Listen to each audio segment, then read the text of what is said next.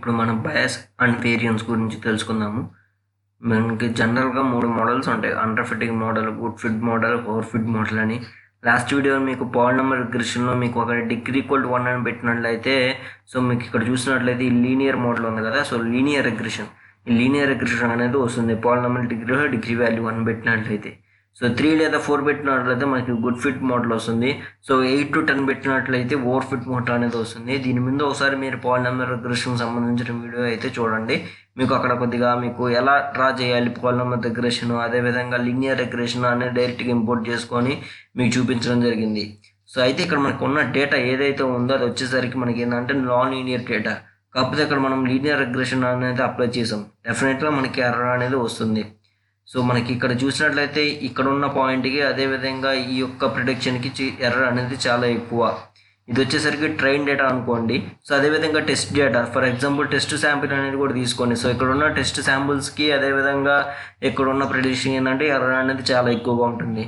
కనుక మనకి ఏంటంటే దీనిలో ట్రైనింగ్ సంబంధించిన ఎర్రర్, అదేవిధంగా టెస్టింగ్కి సంబంధించిన ఎర్రర్ ఈ యొక్క ప్రిడిక్షన్ మోడల్లో చాలా ఎక్కువగా ఉంటుంది. ఇప్పుడు బయాస్ అండ్ వేరియన్స్ గురించి చెప్తాను. బయాస్ వచ్చేసరికి the error of the train డేటాలో వచ్చే ఎర్రర్ వచ్చేసరికి బయాస్.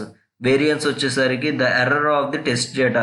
సో టెస్ట్ డేటాలో వచ్చే ఎర్రర్ వచ్చేసరికి వేరియన్స్. సో ఇక్కడ మనకి బయాస్ అనేది, సో ఇక్కడ మీరు చూసినట్లయితే ఎర్రర్ అనేది ఎక్కువగా ఉందండి, అంటే టెస్ట్లో ట్రైన్లో. అప్పుడు మనకి ఇదేమవుతుందంటే హై బయాస్ హై వేరియన్స్ అనేది అవుతుంది.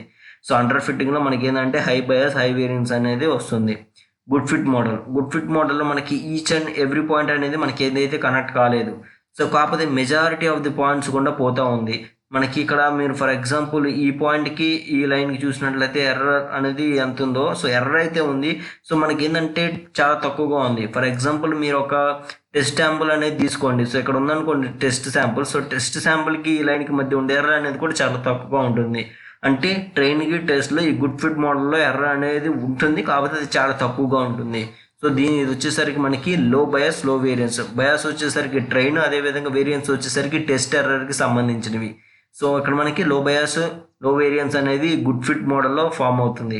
Over fitting model. So over fitting model ఏంటంటే మనకి ఏంటంటే డిగ్రీ ఎక్కువ ఇవ్వడం వల్ల ట్రైనింగ్ డేటాలో ఉన్న ప్రతి sample, so each and every sample అనేది కనెక్ట్ చేసుకుంటా పోతుంది. కాకపోతే ఇలా మనం కనెక్ట్ చేసుకునేటప్పుడు మనకి ఏంటంటే టెస్టింగ్ డేటాలో డెఫినెట్గా ఎర్రర్ వస్తుంది. సో ఫర్ ఎగ్జాంపుల్ ఇక్కడ ఉంది కదా శాంపుల్, మీకు ఫర్ ఎగ్జాంపుల్ టెస్ట్ డేటాలో ఇక్కడ వచ్చింది అనుకోండి. సో మనకి ఇలా కదా ఉండేది కర్వ్. సో ఇక్కడ ఉందనుకోండి. సో ఇక్కడికి మనకి ఏంది చాలా ఎర్రర్ అనేది ఉంటుంది. సో మనకి ఓవర్ ఫిట్టింగ్లో ఏంటంటే సో ట్రైనింగ్ డేటాలో మనకి చాలా చాలా తక్కువగా ఉంటుంది ఎర్రర్. సో కాకపోతే టెస్టింగ్ డేటాని ఏదైతే అప్లై చేసినప్పుడు ఈ ఓవర్ ఫిట్టింగ్లో మనకి టెస్టింగ్ సంబంధించిన డేటా వచ్చేసరికి చాలా హైగా ఉంటుంది. అంటే ఇది వచ్చేసరికి ట్రైన్లో లో ఎర్రర్ అంటే లో బయాస్, అదేవిధంగా టెస్టింగ్లో ఎక్కువగా ఉంటుంది. So high variance, low bias high variance. So under ఫిట్టింగ్లో high bias high variance, good ఫిట్లో లో బయాస్ లో వేరియన్స్, ఓవర్ ఫిట్టింగ్లో లో బయాస్ హై వేరియన్స్ అనేవి జనరల్గా ఫామ్ అవుతాయి. ఫర్ ఎగ్జాంపుల్ మీ యొక్క డేటా అనేది ట్రైనింగ్ డేటా ఎర్రర్ వచ్చేసరికి మనకి 2% ఉంది, అదేవిధంగా టెస్టింగ్ డేటా ఎర్రర్ వచ్చేసరికి 25% ఉంది.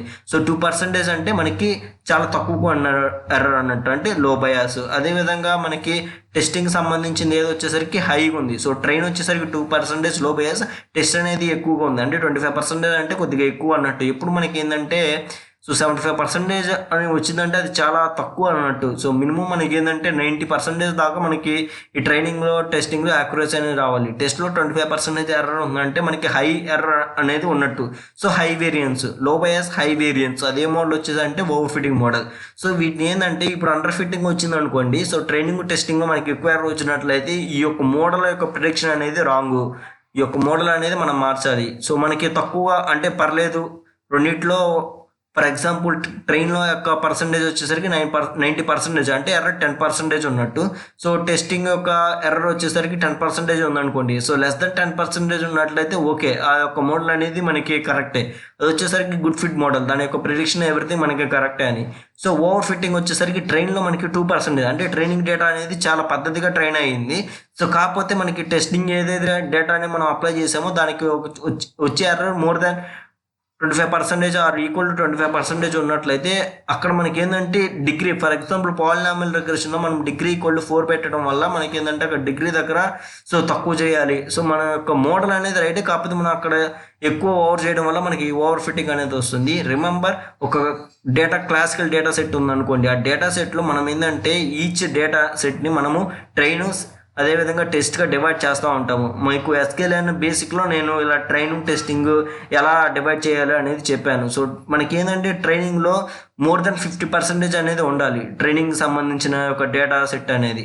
సో జనరల్గా 75 లేదా 70 ఇస్తూ ఉంటాము. అదేవిధంగా టెస్టింగ్ సంబంధించిన 30%, 35% అనేది ఇస్తూ ఉంటాము.